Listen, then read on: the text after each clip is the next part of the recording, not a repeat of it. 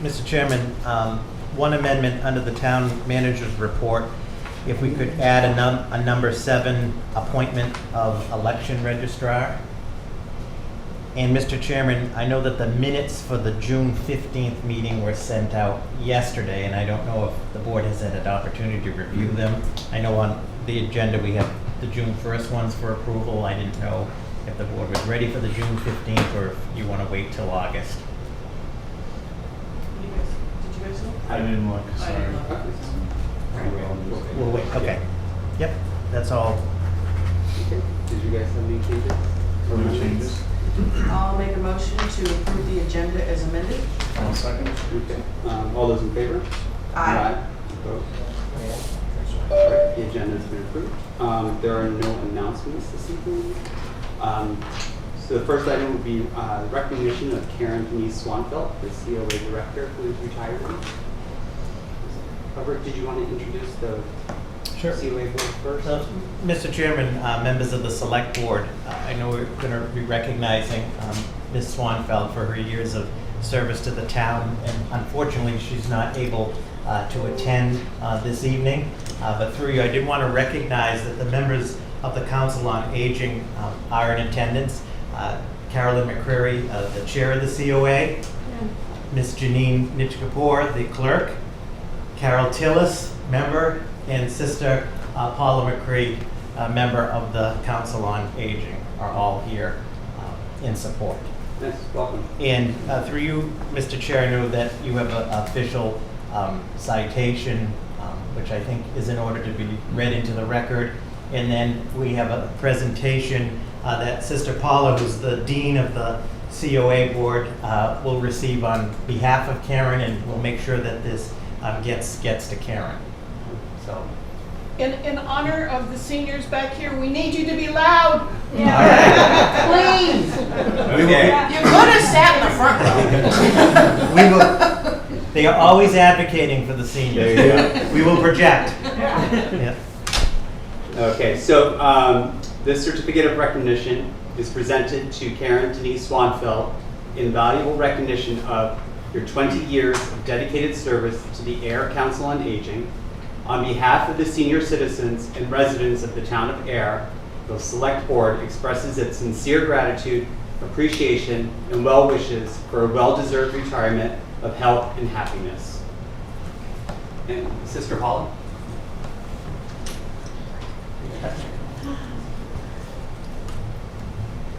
You could present this to Karen Thank you very much. as well. We won't say anything if those don't make it to her. You mind if I take a photo? Yeah, absolutely.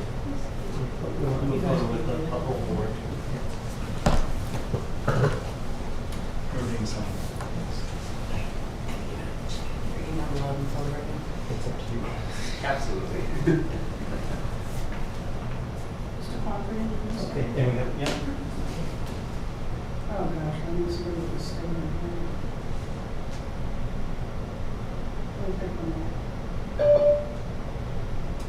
All right, thank you very much. Thank you. And then, Thank you very much. We have one other presentation on behalf of the town and the board for Karen, and I want to thank Kevin Johnston for putting this together. It's a clock, and it has various photos of Karen through the various years of events that she has done, and it has her engraved initials. This is Director, Ayer Council on Aging, 2001 to 2021. And then for everybody who knows Karen, she's a huge Steven Tyler fan. So it has a quote from, right? It has a quote from one of her favorite songs, but you've reached them, and I've always wanted to reach people, Steven Tyler. So, Sister Paula, I know you'll get this to her, Yeah, we will. a memento on behalf of the Yeah. town. Yes, well, thank you very much. I'll make sure they get there. Thank you. Okay.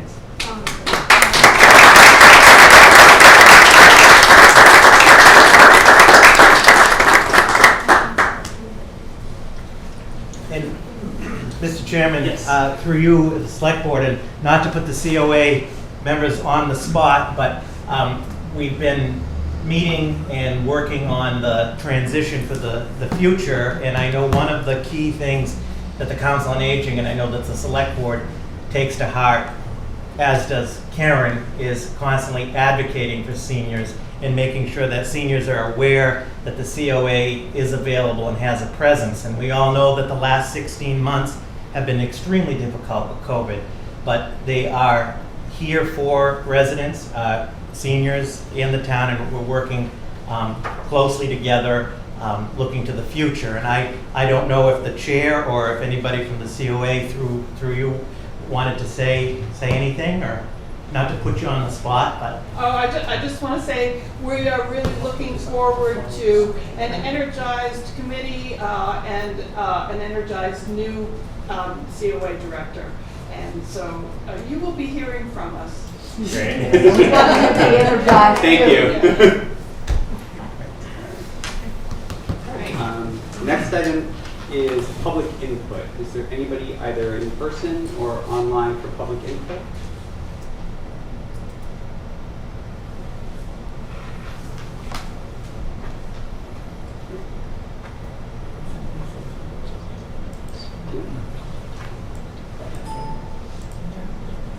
Okay.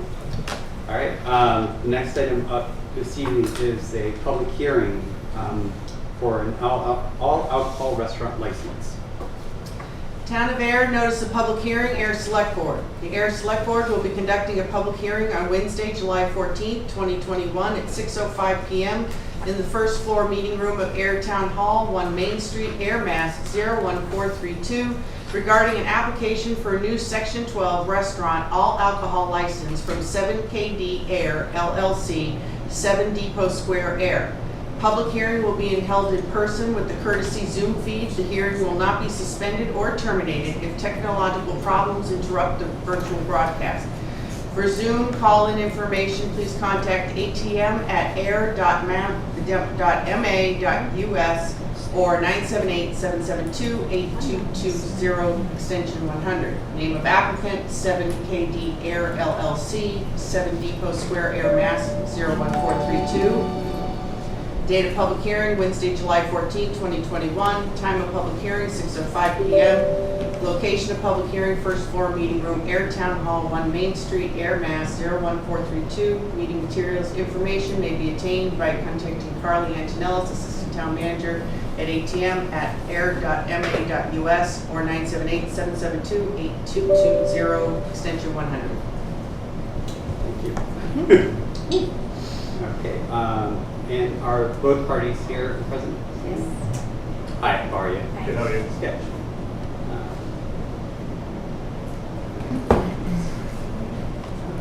And then I see Mr. Berry is here as well.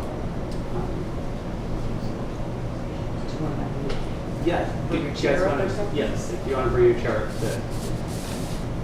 Thank you. We're trying to get reacclimated to being in person. Thank you. Yeah, last one was online.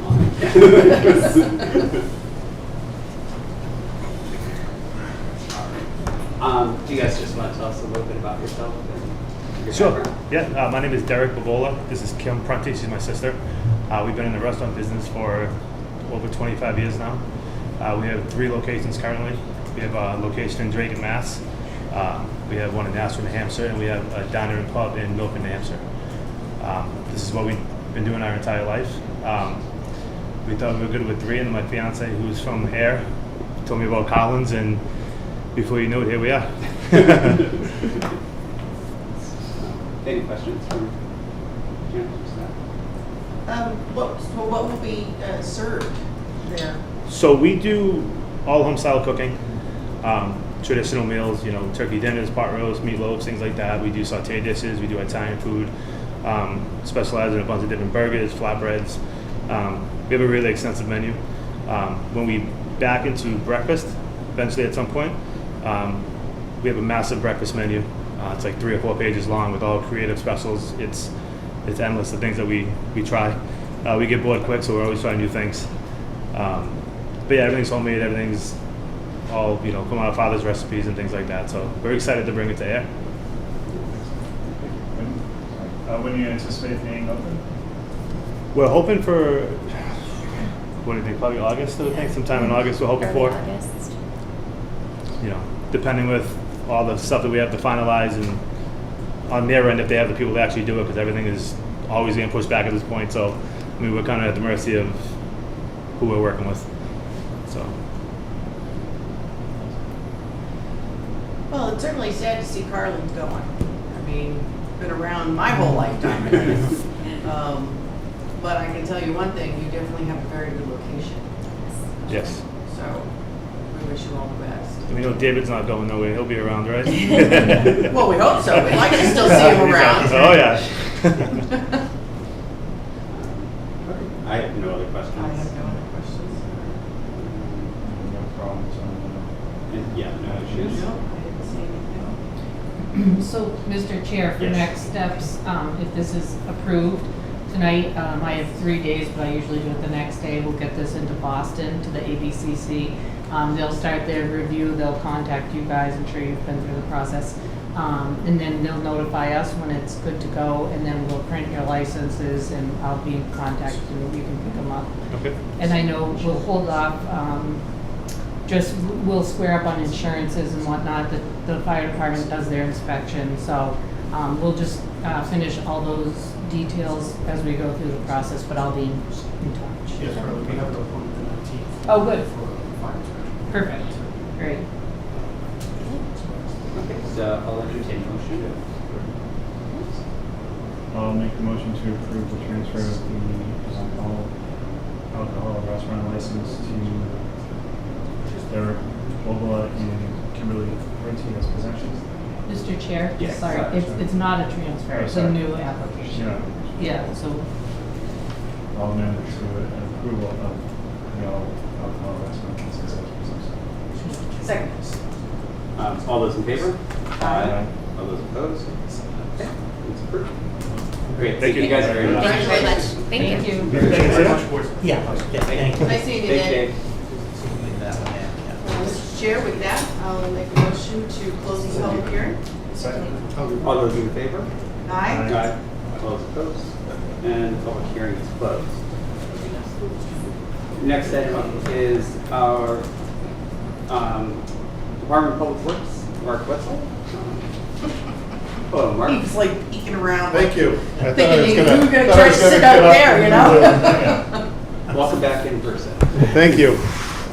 Now we So get to see the full face, There you because go. all these months, we've only That- seen the side of it. that was the cardboard cutout. Ah, When you walked in, I wasn't sure if you can. So the issue tonight that I need approval on, as you may know, that we're one of the communities in Massachusetts that has PFAS in our water. I have to give you a little background on it. shocking. I guess fortunately or unfortunately, we were one of the first to discover it. And the town's been very proactive about managing the PFAS levels to keep them low in the water. We've completed treatment at one of our water supplies, and the other one's about 40% completed, and hopefully will be all done by the end of this calendar year and online, and then we'll have 100% treated water. Our levels are now with the treatment at Grove Pond. The levels are non-detect. At Spectacle Pond, they're coming out of, I think the last sample I saw, it was 27 parts per trillion, and a part per trillion is not much. I think it's one drop of water in an Olympic swimming pool. And the state has had different limits. So when we first discovered it, they were using the EPA health advisory. It wasn't a requirement that we provide water at that level, but it was 70 parts per trillion for 2 of the PFAS compounds.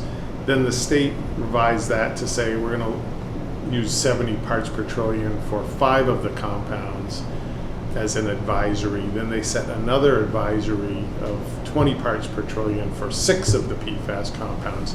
And then last October, they promulgated a regulation that sets a limit of 20 parts per trillion for the 6 contaminants. So that's what we're required to provide now. So until the next treatment plant's online, we're in violation of that. So they, and it's based on quarterly average. So we looked at the results of our sampling for the first quarter and came out to an average of I think it was probably 27, 28, somewhere in that range. It was under 30 from the spec pond well. So we get our notice of violation from the state, and basically what this does, it documents that we're not meeting the water supply requirements, and we have to submit a plan that says this is what we're going to do short term so that we minimize the exposure to the sensitive population, which is considered pregnant women, breastfeeding women, infants under the age of 1, and immunocompromised adults.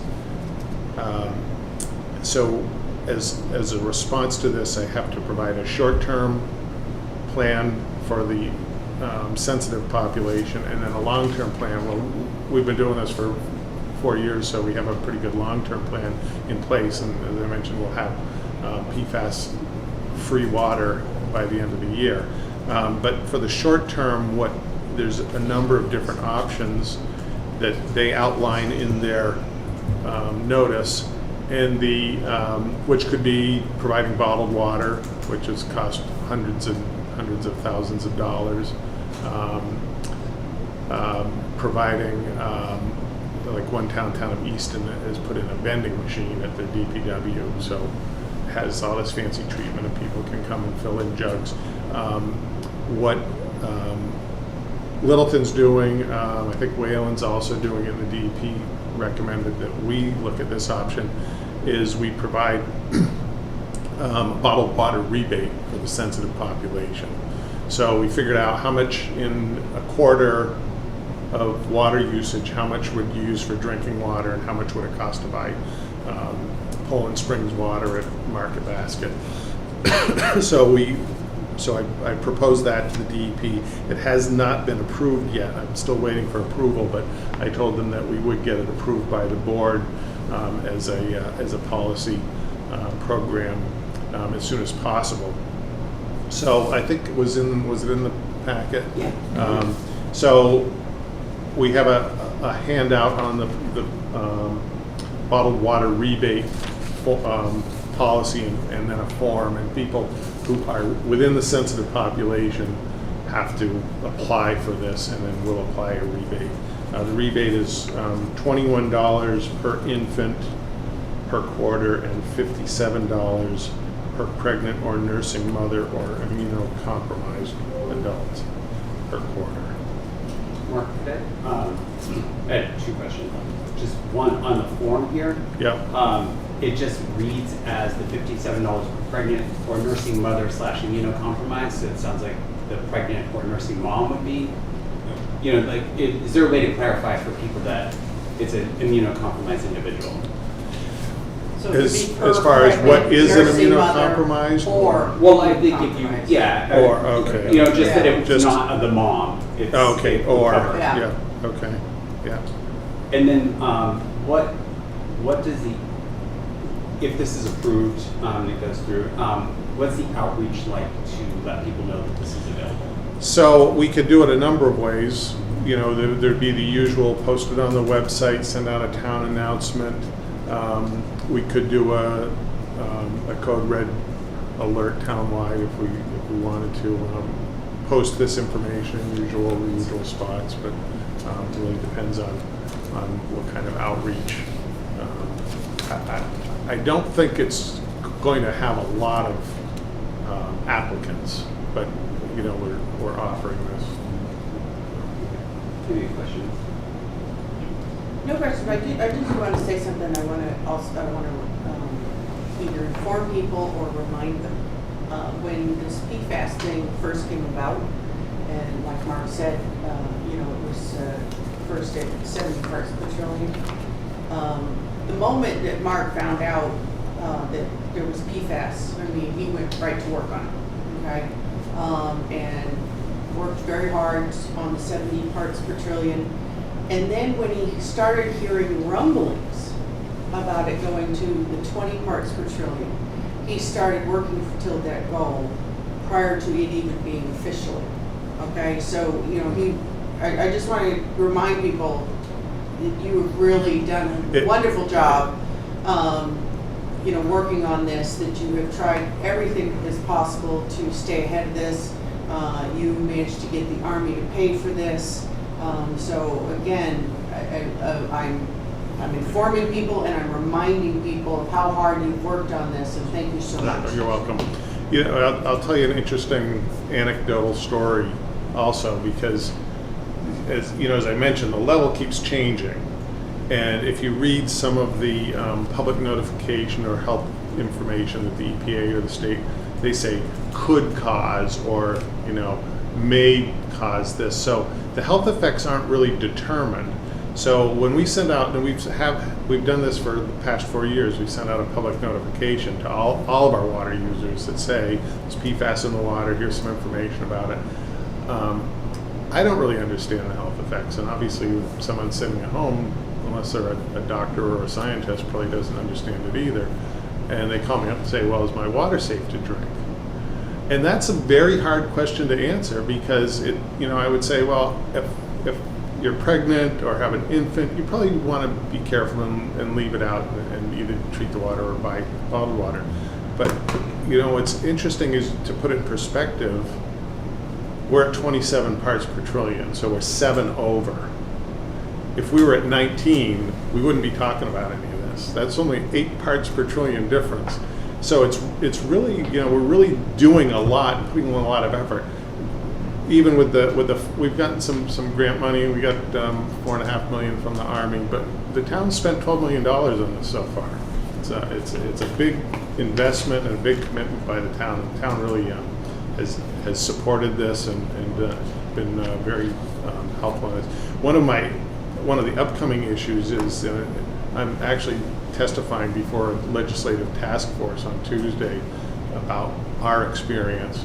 But one of the other issues is we fix this problem, but we create this problem. And so you may recall a couple years ago, we had people in with dirty water complaints. And the dirty water complaints were because we were juggling our supplies and changing flow patterns and chemistry, and that stirs up the water in the system. We just did we have to sample for lead and copper out in people's houses. I don't know if any of you do our sampling for us, but we have residents that take a sample and we look at what their lead and copper level is. We do that at 40 locations in town twice a year. And in the spring we were over on the lead. And so that triggers another public notification. And we were anticipating this because of the way we treat for the PFAS, that it has an initial startup where the water gets more corrosive and then it sort of stabilizes. So I wasn't surprised that we exceeded it. But now we're going to have to send out another public notification, and then everyone's going to say, well, first we have PFAS, now we have lead. What are these guys doing? So, you know, the message we need to get out to the public is that we are doing our best to minimize all of these contaminants. We're ahead of the curve for most of the communities, and that lead problem is going to be very short term. And there's a lot of things people can do to minimize the lead too. It's basically a first flush sample. So if you got up in the morning and before you flushed in or ran any water in your tap and took a drink of water, you have a little bit of lead. But if you let it run for 10 or 15 seconds, the level drops way down. It's basically leaching the lead from your plumbing fixture. There's no lead in our water. So that's something that we're all going to have to work together on to make sure the public has confidence that we're doing our job and providing the best water supply we can. Thank you. Anything else? Not yet. But I'm thinking he's gonna go talk in front of the Senate. I'm like, ooh, there might be a time limit. There is 5 minutes. Oh, you can't do it. 5 minutes and 2 minutes of questions. I put my list of my talking Okay, points all down. right. He's practicing, okay. Great. Okay, well, if there's no more questions, I'll entertain a motion. I'll make a motion to approve the bottled water rebate program as presented. Second. All those in favor? Aye. Opposed? Okay. Great, thank you. Thanks, Mark. Thanks, Mark. Do you need anything signed on that, Mark? Or No. you- Okay, got it. Thank you. That brings us to the town manager's report. Mr. Plum. Mr. Chairman, members of the board, good evening and happy summer. Good to see all of you. In terms of the administrative update, you have in the packet all of the town warrants that were reviewed and approved since the board last met in June. In terms of just a brief administrative update, we continue to use the CARES funding, mostly filing reporting through FEMA and MEMA on reimbursements for COVID-related funding through CARES, and that remains on track. And a special thanks to Ms. Cabri and the chiefs and DPW for those efforts there. The next thing on the horizon, which we'll be discussing at the next board meeting, and we've brought it up to the board before, is the ARPA funding, the American Recovery Act funding, which is the next set of funding. The town of Ayer will be getting between $2.2 and $2.8 million. The restrictions on this funding are much less than the CARES funding, so there's a much broader range of opportunities, especially in the area of infrastructure and so forth. We have until 2026 to commit all of the funding, so there's some period of time there. The other frustrating piece is we're still, and I think I've said this a few times to the board since we've met, waiting for further guidance and so forth. We have received a small amount of that money has already been transferred to the town, to the treasurer. So I think after the board has an initial meeting on this, and then perhaps the board in August, we can further discuss uses for this funding. It's a positive thing for the town, and we want to maximize that funding. The cemetery transfer study is underway. As the board knows, at the town meeting, the annual town meeting, the article did pass and authorized the transfer study. We'll be bringing that study to the board in September with a recommendation on transfer, but I just want the board to be aware that we are working with Woodlawn Cemetery on that transfer. The DPW superintendent, the town engineer, finance manager, my office, and town council are working on that. The East Main Street construction continues underway. We appreciate everybody's patience as this moves forward. We know there's been traffic delays and so forth, but it is sort of the price of progress, if you will, and it's nice to see the streetscape component, so that moves forward. The West Main Street Mass Works project, which is one of the items for tonight on the MOA, is also moving forward. There is a little bit of a delay on the engineering end on that, largely due to COVID impacts and so forth. A slight delay, but that is scheduled to move forward. That's for West Main Street, and also includes the improvements to Scully Road as well. I would, by September 7th, your meeting is September 7th, I'd like to bring the proposed FY23 budget calendar to the board for approval. I think that's been a great tool each year. The board will discuss it at the next meeting. We will send it to the FinCom, but I think it's a nice tool that we have started over the last several years to outline the budget a year ahead. And then lastly, something for the board to consider. We have a new superintendent of schools, Dr. Adam Renda, who was just started as of July 1st, and perhaps in the near future, once he gets settled, perhaps the board may consider having him come to a meeting as a meet and greet and sort of talk about an update in his vision for the district. And also Mr. Dan Rivera, who's relatively new, happened during COVID, Director of Mass Development out of Boston, has also indicated that in the fall he would like to come to the select board of each of the towns for sort of a meet and greet and talk about some of the issues there. So You keep track of the people who are in charge of that. yeah, so he's appointed by the governor, the head of mass development, and then Jessica Strunken is Right. obviously the VP for Devon. There's So been like 2 others in yes, you guys' position over the last, so I remember, I think we met one. I I can't keep track of that organization. Selectman Livingston, I think since you've been on the board, I think this might be your 4th director I in that think so, position. right? So yeah, so Yeah. he would like to come in the fall as well. So I don't know if there are any questions from the board on anything related on the administrative end. If there isn't, we'll get right to the action items. The first item, Mr. Chair, if there is an objection, I'd ask the fire chief to join us at the table. The first item is a request of approval by the board for a reclassification of the fire department administrative assistant. Chief Johnston submitted a request to reclassify the position on May 13th of 2021, which you have in the packet. A reclassification analysis was conducted using the HRS system that the town has in place. The analysis was conducted by the assistant town manager, fire chief, deputy fire chief, and the benefits and payroll manager. The request from the chief was looking to reclassify the position, which is currently a grade 8, step 7, to that of moving it to grade 10.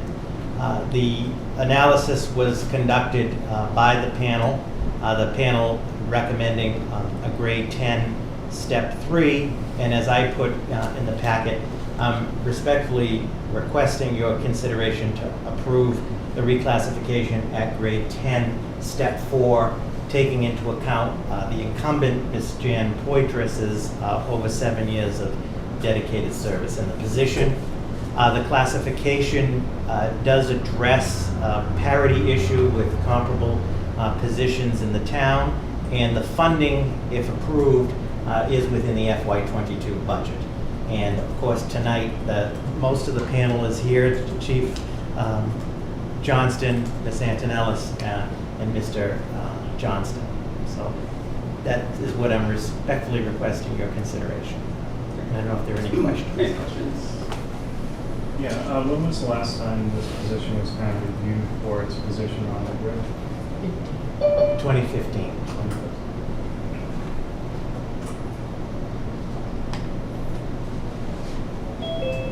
This is Lisa's. Yes, Okay. Lisa White was the previous, and Jan Okay. Yeah, I'm Poitras. just trying to Yep. put it in, yeah. Robert articulated very well, but the position's almost 20 years old, and when it started under Chief Philibron, it was 20 hours a week. And then it just supported the chief, then over the years, we've added, the next position was fire prevention, which is a day, 40-hour-a-week position, then the deputy chief. So it's certainly evolved over, the position over the last 20 years that Right. we've had it. I have no issues. All right. Neither do I. All right, I'll entertain a motion. Okay, so this is also no longer going to be called an administrative assistant, it's going to be called an office manager? Correct, fire department, correct. Fire department office manager. Okay, I just want to make sure. All right, I make a motion that the board approve the reclassification of the fire department administrative assistant position to office manager to grade 10, step 4, effective as of 1 July 2021. That was like, All those in favor? Aye. Opposed? Great. Thank you so Chief much. Johnson. Thank you all. Thank you. Thank Have you. a good evening. Thank you, Chief. well, Mr. Chair, members of the board, item 3 in the packet is the memorandum of agreement between the town of Ayer and Mass Development for the West Main Street improvement project. And this is the one I just spoke of that's being funded largely through the Mass Works grant.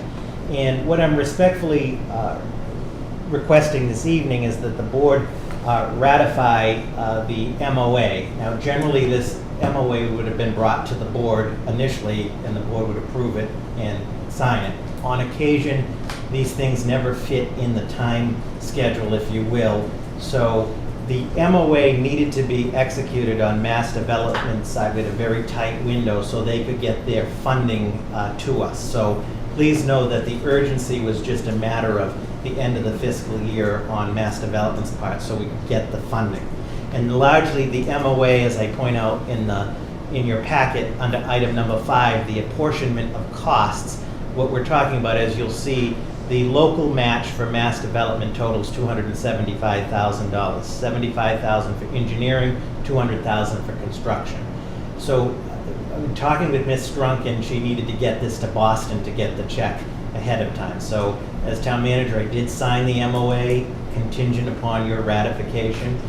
We did receive the check on Friday. It has already, we deposited it. So at this point, the MOA was Cash also, the check. Yeah. it's been deposited. all set, thanks. So again, I want to stress it was strictly a timing issue. This has happened on occasion and also is not a deviation from normal practice.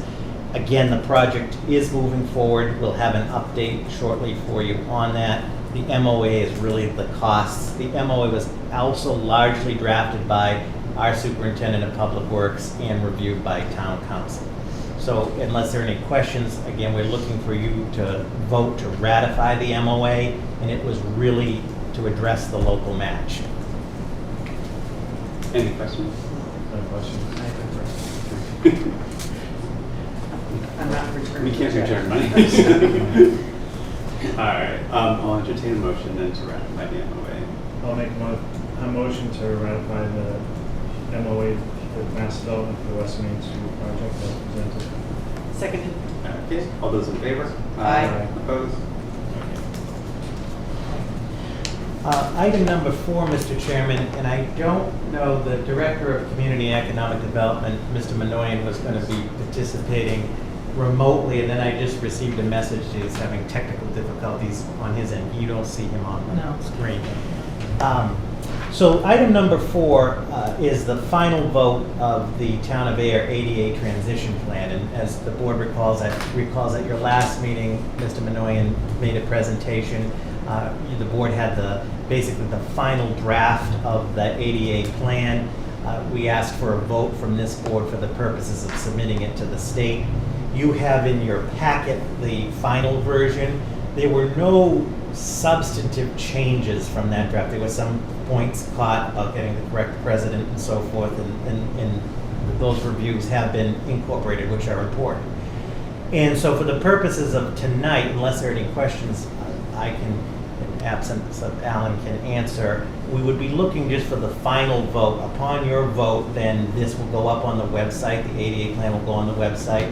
Ms. Antonellis and I met with all departments today that this is going to be a training topic in the near future on the ADA process. And as the board knows, which is exciting, we do have a Citizens Disability Commission that is looking to meet in August, and they'll be working from this plan. So again, we're respectfully looking for sort of your final vote of approval, and if that is the case, then we can move forward with the next phase, which is publication and public outreach and education on the plan.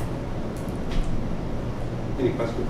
I saw no issues. Looked very comprehensive. Okay, then I don't either. I will entertain a motion to approve. All right, I'll make a motion that the board approve the Town of Ayer's ADA self-evaluation and transition plan as presented. Second. All those in favor? Aye. Opposed? Thank you, Alan. Yeah. Thanks, Alan. You did a great job on this. I love it. This item should take no more than 3 to 5 minutes. Item number 5 is the vote of approval from the Select Board for the historic preservation restriction for 14 Washington Street, the historic fire station, and respectfully requesting that the board vote to approve and sign the historic preservation restriction for 14 Washington Street.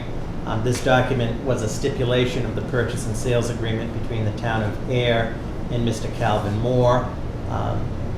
This document was largely designed and reviewed by our town council, and the Ayer Historic Commission is scheduled to meet tomorrow night to review, approve, and sign. So I don't know if there's any questions. Why are we finally getting this now? We sold the fire station to 3 years ago? The fire station, it was about 3 years ago, and in speaking with the Director of Community and Economic Development, there was, this piece was, how can I put it, was missed. Okay. And so we obviously want to get this in place and correct. So yeah, it should have been done, you're correct, Selectman Livingston, it should have been done at that time, and it was not. And just to, if I may add a little more light to that, when we signed everything in May, it was contingent upon funding from the CPC in October town meeting, so there was that lag from when we did the purchase and sale, so we didn't even draft the document until we knew that they got the CPC money from town meeting. So I think that's probably why it slipped, because there was Now a I'm lag even more confused. in between. So the Because project. it was 3 years ago. Right, so. That we sold it. We did, right. And Right. then, part of the purchase and sale was, that it was gonna go before the fall town meeting of Right. 18 Okay. to get CPC funding. If that was approved, then this document would be produced. So it wasn't simultaneous. 19, and Right. Of course, Yes. 2020, no one's talking. Right. Okay, I think I got it, okay. So. Got a little confused when you Ev- talking about a fall town I meeting. know. Everyone agreed on the text of everything, but it's just a mere formality, it looks like. Right. And council's been working with us on it, so we're gonna, for your consideration for approval tonight, and then Alan will take it to the Historic Commission tomorrow. And then as soon as Mr. Moore signs it, he signed a different version, but we can record it ASAP, so that's the goal. Any other questions? No other questions? Okay, then I'll entertain a motion. I'll make a motion to approve the historic preservation restriction on 14 Washington Street, the historic fire station. Seconded. All those in favor? Aye. Aye. Opposed? Thank you. Number 6, I know that we're in the midst of summer, you wouldn't know by the weather, but before you know it, fall will be here. So number 6 is a recommendation, as we do every year, for the select board to officially open the fall special town meeting warrant. The fall special town meeting is scheduled for Monday, October 25th at 7 p.m. in the auditorium of the Ayer Shirley Regional High School. We're recommending tonight that the board vote to open the warrant. The deadline for all warrant articles, including citizens' petitions to the town clerk, would be Friday, October 1st at noon.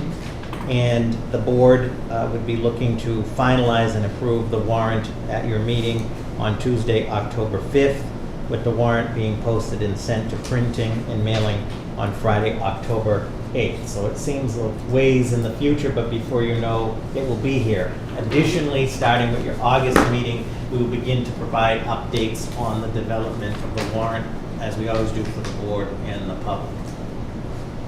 Not that I mind. Are we doing this earlier than in previous years? We are doing it, I think, we are doing it earlier for 2 reasons. One, to give more time. Okay. Yeah, not that I yeah. mind. I just wanted to make sure. 'Cause it Yeah. was- Usually we do it a Through. month later, but Yeah. we'd like to, in talking, with the town clerk, we'd like to get an earlier start. No, I think it's a good idea. So that's for your consideration. I have no issues. All right. I will entertain a motion to open fall special town meeting warrant. I make a motion that the board open the fall special town meeting warrant. Second. All those in favor? Aye. Opposed? Thank you. Lastly, number 7, per the amendment to the agenda, is an appointment of an election registrar. Ms. Carolyn McCreary was on the Board of Election Registrars and resigned so that she could be appointed to the Council on Aging, and she's now the chair there. And when you're an election registrar, you can't serve on any other board. It's a state provision. And the town clerk would like to get this position filled because the election registrars in her office are going to have a busy fall with the whole redistricting that's occurring and so forth. She is respectfully recommending, and I concur, that the board appoint Mr. Pat Kelly of Ayer to the election registrars for a term to expire on June 30th of 2022. Any questions? Yeah. Absolutely. Okay, so I'll entertain a motion. I'll make a motion to appoint Pat Kelly to the election registrars with a term ending June 30th, 2022. Seconded? All those in favor?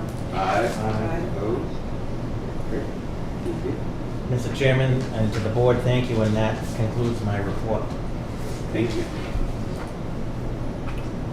And I don't think there was any new business or board member questions. Okay. So it brings us to the approval of the meeting minutes for June 1st, 2021. I I saw no issues. I have no issues with that. Okay. Same here. So I'll entertain a motion. I will make a motion that the board approve the meeting minutes from June 1st, 2021 as presented. I have a second. All those in favor? Aye. Opposed? And that brings us to the section 15 wine and malt package store license.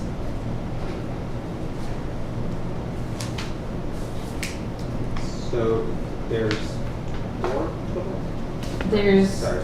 three, we received 2 letters of interest and an application. So we received a letter of interest from Global Montello, which is Ayer All-Town Convenience on Harvard Road. I know they're here. Then Ayer Gulf, which is 26 to 28 Park Street. They might be on the line. Are you guys here via Zoom? Kylie still with that? Yeah, I think that's still the. He's actually from my office. So. Yeah. Oh, okay. Sorry. That's okay. Yeah, I sent the Zoom information earlier, and then I'm sorry, that phone number, does that ring a bell? I think that might be Miss Conley. Okay. Yeah, I think, because she requested the, Okay. and then we received an like a straight up application from Kennard's, over on Central Ave. So, again, just to recap the process, we'll, so we knew at the time of the vacancy that we had more than one interested party, so we advertised it in the newspaper, on the website for folks to submit a letter of interest. And then based on what you hear tonight, you can then move forward to have someone formally apply for the vacant license. It does cost money and a lot of time to apply. As you see, the ABCC applications are pretty inclusive, so we didn't want to have everyone do that initially where there was only one license available, and we modeled this after the city of Leominster. So we have the letters of interest, and some folks are here. So Okay.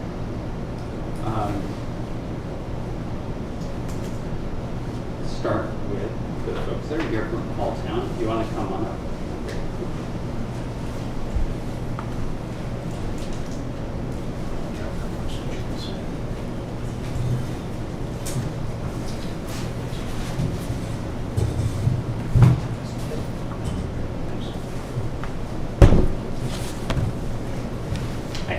Good evening, Mr. Chairman, members of the Select Board. My name is John Ayer of McDermott, Coulter & Miller, which is located at 28 State Street in Boston, and I'm the attorney on behalf of Global Montello Group Corp., which does business as All-Town Fresh.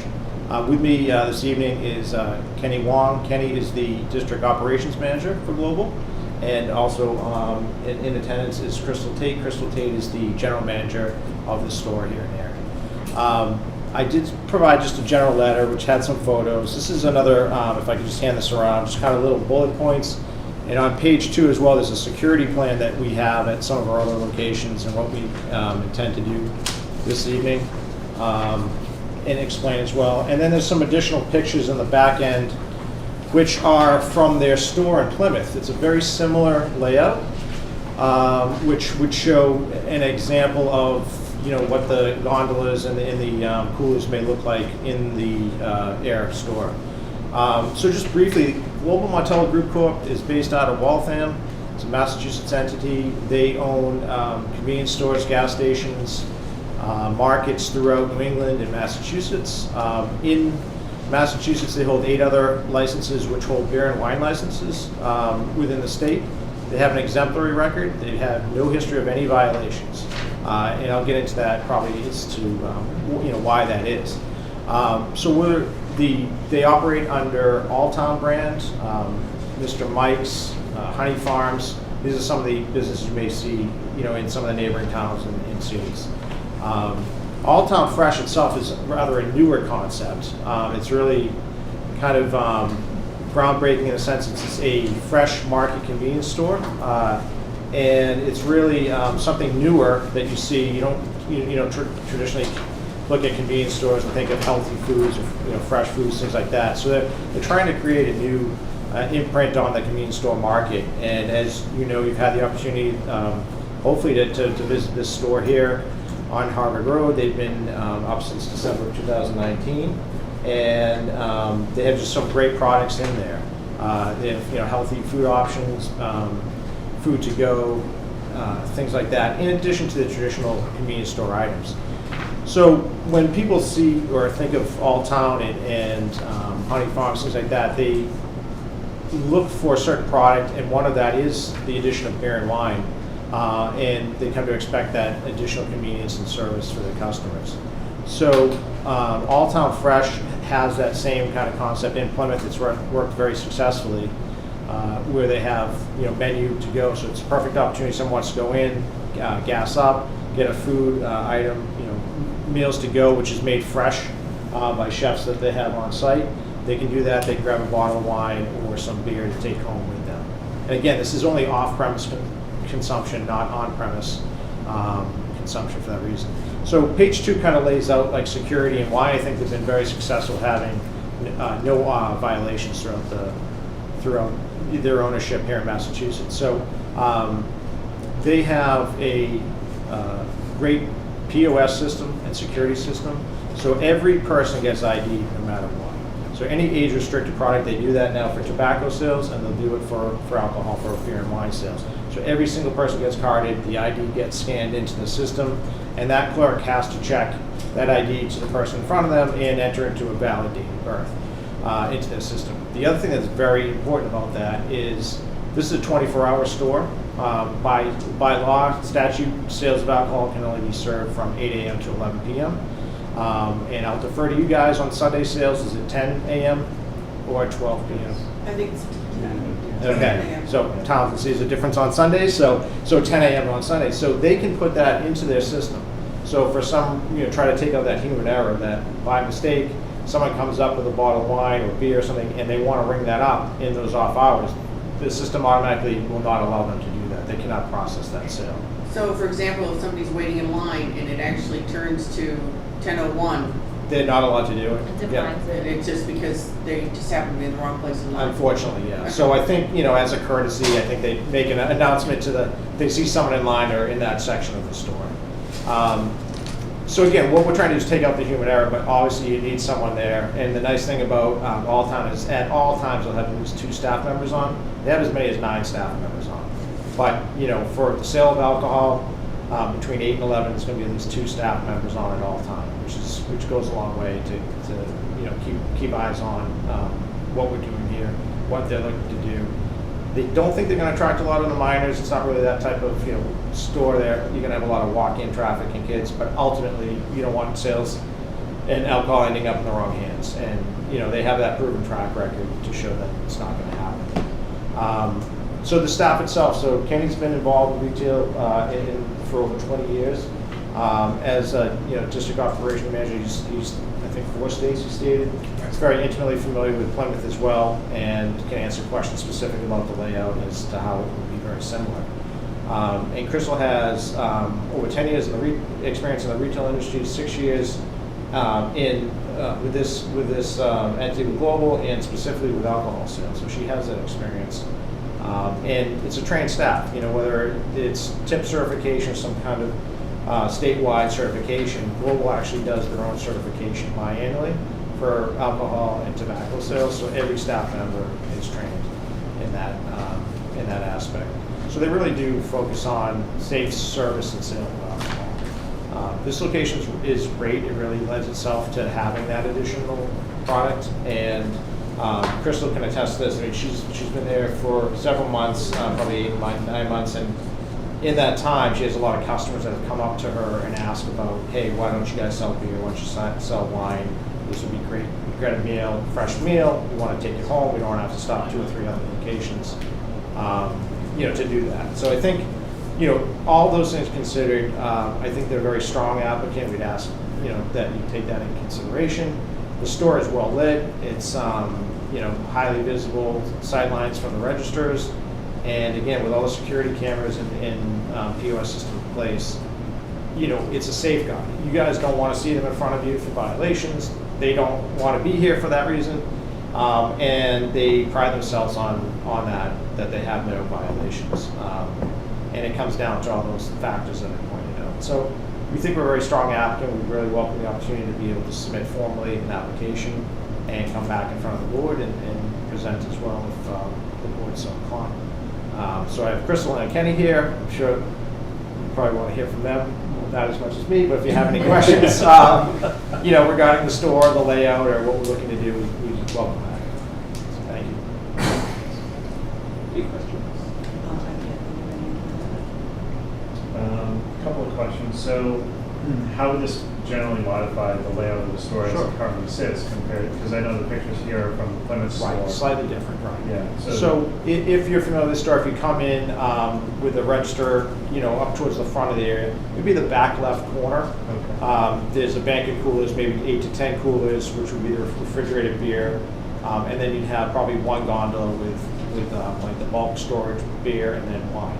So it's really that back corner. And the other thing that's nice is, and during the off hours, they'll have the ability to lock those coolers up, and then they usually will cover with a canopy type on the aisle. So again, that in addition to the POS system, we're really trying to make it, take out the human error and being able to not sell during the off hours.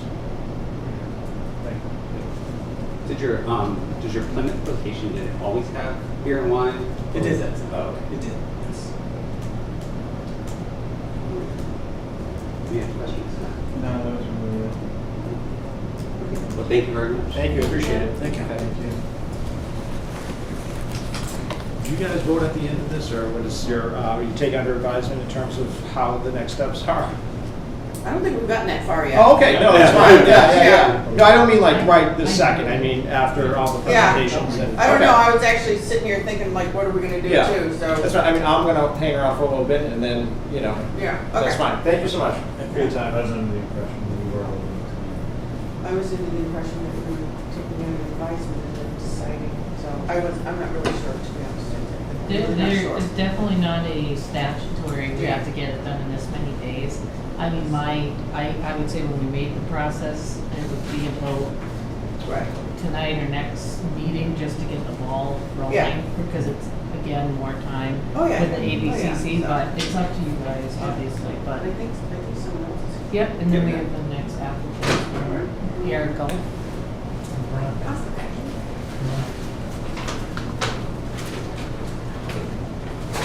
So I want you to know that these are not purchased, they're donations from our vendors. So they're waters, if you like a water, for different brands, different little snacks, because we are a convenience store. And the envelope can be opened on this camera, it just says thank you. Thank you. Thank you. I'm not sure if you are able to access the email with the slideshow or not. Yeah, If did you not- bring it on a stick or, I can get it. I don't have any sticks. Okay. And I have to tell you, honestly, my daughter did this for me, so I don't have it. But I did make copies in case we need a plan B. So yep. You got some hard copies? Oh, no, Cleo, you got that. Oh, approach it. Here's our hard copy. Okay. And here's another hard copy. I just made two, I didn't want to kill a lot of trees. Okay.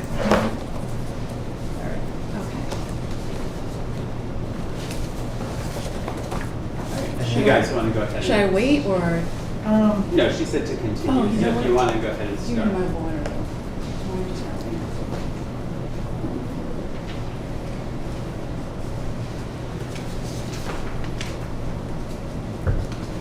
All right, well, thank you very much for having us come here. We are Yateem Central Convenience. I'm Darlene Yateem. This is my husband Khalil Yateem. And we're going to have a little bit of a different kind of presentation, I think, than Global's All Town. I have to say, hands up to you guys. We are hockey parents, and we travel up this way to play hockey, and I've taken gazillions of pictures of your stores because it is a beautiful store. It really is. But that's a corporate store, and I think I went through, you asked how to explain ownership. So we are not a giant conglomerate like Global. We are mom and pop. We own it. We'll be in it. We've been doing it kind of company. So the logo, like I said, and the slideshow, my daughter designed the logo.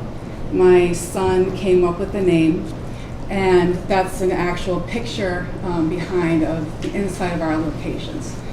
So, yep. So I'm sure you guys all know the famous HGTV fixer-uppers, the flippers of locations with the Property Brothers, Hometown, and Fixer-uppers. Go to the next one. Yep. I consider my husband to be the gas station flipper. So, 25 years ago, my husband was going to go off and become a biochemist and get his doctoral degree in that and do research. And the family, the brothers, said, "Oh, you're getting married. I think you should do something else." And we were asked, or he was asked, I should say, to take over a location in Marlborough. So that Marlborough location we've had for 25 years. We started off there, literally sitting behind the register, eating our dinners on milk crates, and that's how our first year of marriage really was. And we still have that Marlborough location today. I want to show you some before and after. So we, less than 2 months ago, we were asked to take over the Lunenburg Golf Station. And these are just a few before pictures of what it looked like. Empty shelving, old shelving, just really out of date look. As you know, we've been asked to come in and take over this location here in Ayer, because Khalil is really known for his expertise on bringing things up to another level. Where your all-town convenience is just gorgeous, like it doesn't have to go anywhere other than where it is right now. Unfortunately, your golf location here in town is not as attractive as you'd like it to be. I have a letter of recommendation that was written by PMG, who's the folks that actually own the physical property of the location, and it's not making its numbers. It hasn't been making its numbers. It's tried. They've come in doing everything they could for that location. But really they need somebody that knows how to manage. And I've driven all around this town. I grew up in Ashland, Mass. I know this kind of community. And you don't want an eyesore in your town. And really, it is a little bit of an eyesore right now. Because it's a PMG location, we don't control the gas prices. So we make literally pennies on the dollar. The current owner makes pennies on the dollar. The way you make money in that location is only by what's in your convenience store. So you hope they come up for gas, you make a little bit of money to cover your cost, but you actually are creating your business with what's in the convenience store. And the convenience store business, we've had great success. We've been in it for 25 years, so I can't say it's not a wonderful way to live your life. But with beer and wine, we're looking at a 20 to 30% increase of sales in that one location. So just doing that would be a 20 to 30% increase in sales. Again, before, now we can flip to, oh God, sorry, I just shut my phone off, to the after. So we've been there less than 2 months. So Khalil has been in that store 7 days a week, 7 in the morning till whatever time he gets home at night. We take all shelving out, we bring all new shelving in, we redo all the landscaping outside, we put new flowers up, we clean, OCD clean of the location. I'm marketing and HR, so we have I was listening to all the policies and procedures and so on. This is a manual that I developed of all of our policies and procedures. And so much of the beer and wine and computers and technology today with your registers, all they said is same for us. It doesn't matter who you are, as long as you have the software, it's gonna shut you down at a certain time, allow you to sell at a certain time. We have, because we sell tobacco in our locations, we have to check and see how old people are, so that's already being done. So we do that day in, day out. But what we do, like I said, is we take some underperforming locations and we flip them and we make them lovely and we stay there. So Marlboro was our first location and we still have that location today, along with what I call my husband's work wife, who's the manager, who's been there for 20 years. So I'm happy to say that we hire people within the community and they stay with us as best we can. Nobody's gonna say that hiring people is easy these days. It is an unbearable challenge, but we do our best. You wanna flip the next one? Okay. So, as I said, I'm from Ashland, Mass, but Khalil is from a little teeny part of the country here on the West African border, which is Sierra Leone, which is also known for the diamonds. Blood diamonds came from there. Originally, his family migrated from Lebanon to Sierra Leone. He was physically born in Lebanon, so that he's Lebanese, but lived his whole life in Sierra Leone. And here's some pictures of kind of how he grew up. So day to day, they had a grocery store on the bottom floor of their, it's the city of where they lived, Blama. And so in Blama, they had groceries, dry goods. It was really everything that you could get. And his dad would go all over the country and bring those products back. So in his blood since day one, he lived upstairs from the grocery store and still does that today. On the right-hand side, you can see our business, which is Yatco Food Marts. So I know it's confusing, but the three Yatim brothers, 3 out of the 4, started their business 25 years ago, each with one gas station. They then decide to pull those resources together and grow and grow and grow. And so if you look to the next page, we now have 20 locations as Yatco. And we're really focused mostly in the Worcester area. And we're really excited to come to your area of Massachusetts because this will be a first for us. Lunenburg is as close as we've gotten to the Neshoba Valley, but we're in the Neshoba Valley driving around as hockey parents. But we're excited to start our own brand, which is Yatim Central Convenience. This will be our second store that we own ourselves, and Yatco will have something happen to it, but we don't know what it is in legal dissolvement, I guess you could say. So we may take locations, we may not, but for sure we have Lunenburg. We will continue to keep Marlboro because that's something that is sentimental to Khalil's heart. And we will continue to hopefully grow this Yatim Central Convenience brand. Right now, again, PMG owns a location. We're open to purchasing land and starting them up on our own, but the future is yet to be seen. And we are also parents of 3 with one soon to be graduating next year son from UNH who wants to go into the business, so we will be continuing on. So if you want to go to the last page is here we are, here in Ayer, and we just want to welcome you to hopefully coming to your town with Yatim Central Convenience with myself, Darlene, and Khalil. And now I will hand it over to my husband who will answer any real questions you have.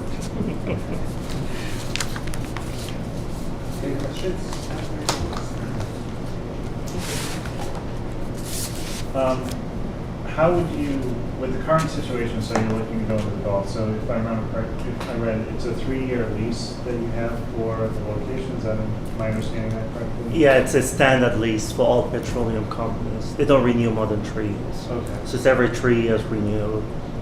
But, for example, Marlboro is a 3-year lease that we've had for 25 years. We've never left a location.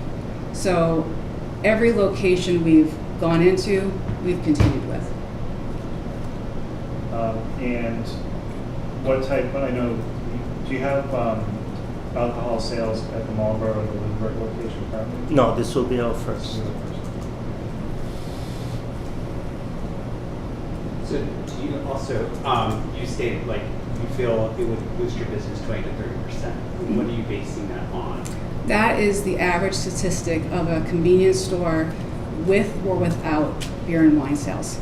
So it's not our personal experience, it's an overall. So we're part of a national organization of convenience stores. We go to different parts of the country every couple of years, and then that's where we get our numbers from and a lot of our education from.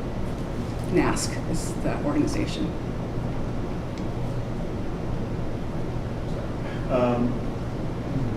Have you signed the agreement for the Gulf Station yet? I was honestly waiting for this. Okay. PMG, as the owner of the property, approached me and wants me to take it over.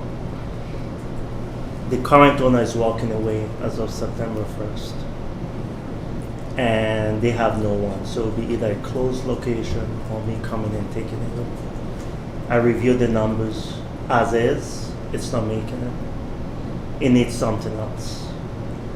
So my plan is to go in, redo it all from the inside, hopefully be ongoing. And I'm also working on seeing whether I can get a QSR in there, namely either a Subway sandwich store or something. It'll be a combination of a one-stop. People can come and get their sandwiches, their snacks, maybe on their way home grab a milk, beer, wine. That's my plan. If I remember correctly, do you feel that it's large enough to carry? Oh, it is. Us? It is. The way it is right now, you walk in, you have the sales counter to your left. Yeah. You have the coolers. Then to the far right back, it's all, he's using it as storage. It's very deep. And I didn't say that, but my plan is to build a beer cave. It's a huge location going back. And that location, I believe, used to be a big garage that got converted to a C-store. So you have a deep back there that will be really good for a beer cave. That will be built. Then to the right of it is a huge location, huge space. That's where the QSR will come in. You should see what a QSR is. I did. QSR is another small business to complement what you have, such as Subway, Dunkin' Donuts. That's what we call it today. Janice?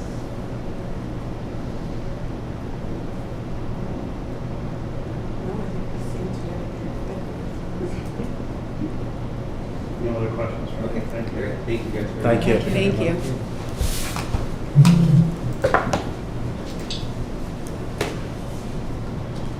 And then, sorry, Carly, you said the other was just straight application. Yeah, that I included in the packet, but I don't see anyone here for Marks. So, Mr. Chair, I mean, one of the things that, you know, we would have to take into consideration, first of all, let's just say it's going to be these two entities that are not going to be happy with this, so I just want to apologize to whoever those entities end up being. But one of the considerations that we need to take into look at is like the location of each of the places. So just stating, you know, facts. Park Street, we have the vineyard, okay? And then of course, as soon as you get to the end of Park Street, you've got the mall, right? So then you also have, as far as when you go over to Alltown, actually there is a Jack Lantern. Yeah, is- there's Jack you have Lantern to- right around the corner, and I think Barnum. there's a little liquor store, that, yeah, and there's Barnum, so that one's kind of covered. And then you also have Central Ave that has nothing, as far as just beer and wine sales. We have a restaurant that has alcohol, but not a little spot for beer and wine. So, all town, you can pick up your sandwich, beer and wine. If it was them, the future would be, you know, get your milk or a sandwich with beer and wine. And Central Ave would be pick your flowers and the beer and wine. You know, so those are kind of the facts as to the layouts of where it is. Again, just stating facts, I mean, we have two more global entities versus a local, purely local entity too. So, My concern with the application, which is really what I was hoping we would get a letter or someone would come to explain this, concerns I have is, you know, the layout of the inside of the store. I honestly haven't been in since they've added It the coffee. is top, it is small, and So- in my head, I'm trying to think of, you know, Yeah, are they moving I the remember it being flowers? very small. I believe Yeah. in the application says it's only 400 square feet. Yeah. Right. So how does that fit in traffic concerns, because it is in a fairly residential area, and also parking, etc. Those are my concerns with the Menard. Just like, how do you take it and implement it? You know, the other two are existing retail locations with ample parking, more of like a pass-through style travel parking lot, if you will. Traffic-wise, for the Menard thing, I mean, I don't think would be too much of an issue, and I say that because, in my opinion, if you're gonna go to that location, you also are, you know, you're picking up flowers because, you know, one is a special event, or you're apologizing to somebody, you know, so, I mean, let's just put it into a funny aspect. So I don't think that there would be an issue so much with the traffic. In my head, I can't figure out how they would change this layout, but then again, this one law that they have their case against with their flowers in, if that's not a supporting wall, they might be able to open back up, you know, open up further. I don't know. It would be nice to know those plans also, as far as being able to get the answers to those questions. So, yeah, so those are the pros and cons to that side also, yeah. I mean, all town, yeah, they can just, you know, they've already got the cases, they can just move some of the product, you know, over to fill it with the beer and wine. And then, of course, he's already told us the plan for like a cave. Which I didn't realize it was that big. 'Cause the last Neither time did I was in it, I mean, it was just kind of dark and crowded feeling, so I'm kind of surprised when he was saying, like, there's this, you know, you can make this cave. And I'm like, oh. Now, if it's approved and you make a cave, I expect it to look like a cave, just so you know. Okay. Because I'm going to be disappointed if it doesn't look like a I won't cave. disappoint. So, but that's, you know, those are the facts, I guess, for each one of the locations. Yeah. You know?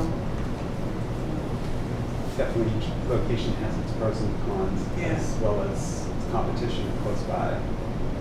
Right, which is a good thing in some ways. It could be good for the consumer, you know, especially if they start having a lower price for it.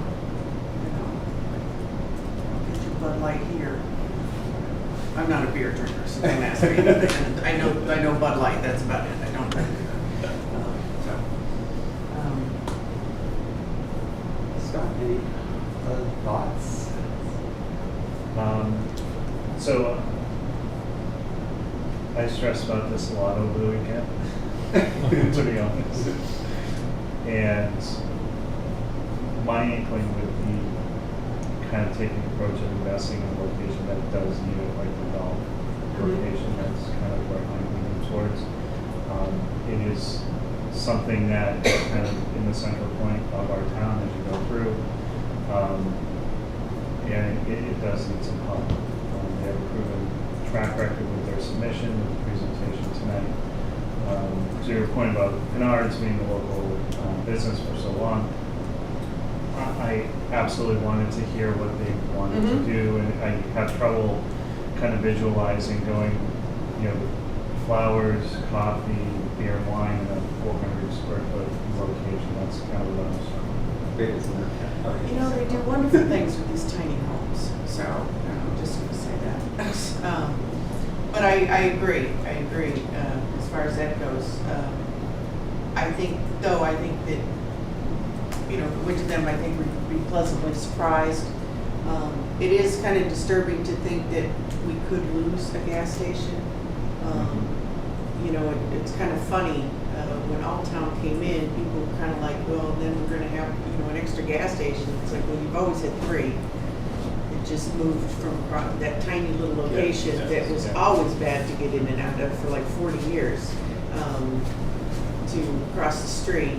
But now we maybe go down to 2, you know, where the gas stations are kind of placed are really strategic. It kind of works out. So I hate to, you know, so I tend to kind of go with, you know, we have the chance of saving something, saving a gas station, and maybe even, from the sounds of it, you're finding a corner too. So, but this is kind of a stressful. This is the decision. most stressful thing so far. Yeah, so, I guess to say, we have 3 great applicants. I think that needs to be stressed. Yeah, I mean, all that from, you know, thinking about Old Town Fresh, I think the location is fine, being right on the road because it is so high traffic. It's right on the town line, there's no issue with that. And, you know, there is the example of the Plymouth store with the track record there, the safeguards in place. So, I mean, I think, from my perspective, like all town and golf are kind of neck and neck, but when I look at my community and think about, you know, what it needs, I kind of lean towards the golf station. Yeah. I agree. I agree. I think it would help that corner, which would also help the whole Park Street, which needs work anyways, and we're trying to fix Park Street. Yes. And it would be part of that process. So, yeah.